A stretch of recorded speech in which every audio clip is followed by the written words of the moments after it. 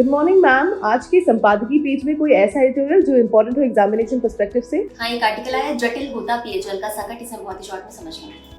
आज का जो हमारा पूरा आर्टिकल है वो भारत में बढ़ते पेयजल संकट की जटिलता को रेखांकित करता है। आर्थिक प्रगति, आधारभूत संरचनाओं का विस्तार और तकनीकी विकास के बावजूद सुरक्षित और गुणवत्तापूर्ण पेयजल की उपलब्धता लगातार चुनौती बनी हुई है।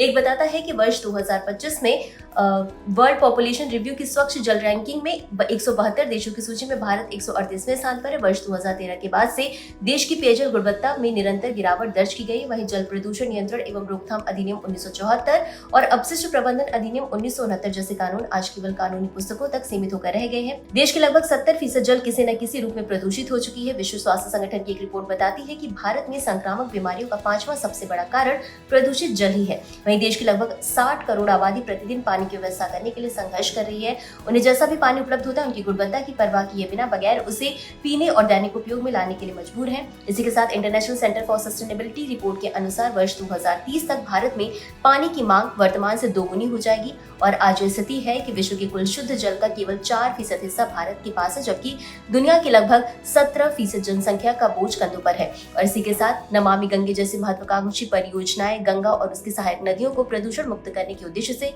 शुरू की गई है, लेकिन अपेक्षित परिणाम आज भी दूर है। 2017 में नई दिल्ली में आयोजित किया गया था नदी दिवस। इस पर नदियों के संरक्षण पर बड़ी बातें हुई, लेकिन 8 वर्षों में वह जमीन पर उतरती नहीं दिखी। जल जीवन आकलन की रिपोर्ट के अनुसार अकेले मध्य प्रदेश में ही ग्रामीण पेयजल के 36.7% नमूने चिंताजनक गुणवत्ता वाले पाए गए। देश भर में आपूर्ति किए जाने वाले कुल जल का लगभग 1/3 हिस्सा पेयजल मानकों पर खरा नहीं उतरता है। इसमें यह भी रेखांकित किया गया कि कई शहरों जैसे दिल्ली, गाजियाबाद, मेरठ और अहमदाबाद में भूजल में नाइट्रेट, फ्लोराइड, आर्सेनिक और अन्य हानिकारक तत्वों की मात्रा बढ़ रही है।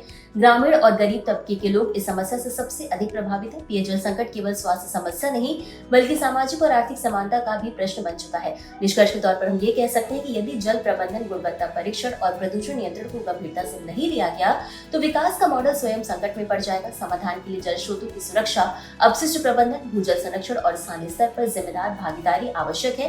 पेयजल को बुनियादी अधिकार के रूप में देखते हुए नीतियों का क्रियान्वयन समय की मांग है। इसी के साथ पूरा topic GS paper 3 water resource से संबंधित है, एनवायरमेंट से संबंधित है और जीएस पेपर 2 गवर्नेंस से भी संबंधित है, साथ ही साथ एसए से भी संबंधित है। तो आज के लिए बस इतना ही। धन्यवाद।